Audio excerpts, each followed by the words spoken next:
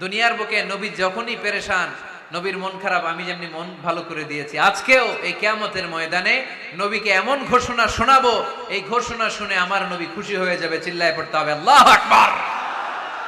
আল্লাহ তখন বলবে, নবী মাথা তোলেন, মাথা তোলেন, ইরফা রাসাক, নবী মাথা তোলেন, সাল তুতা, আপনার কান্না আমার সহ্য হয় না, সাল তুতা, যা চাবেন তাই দেব।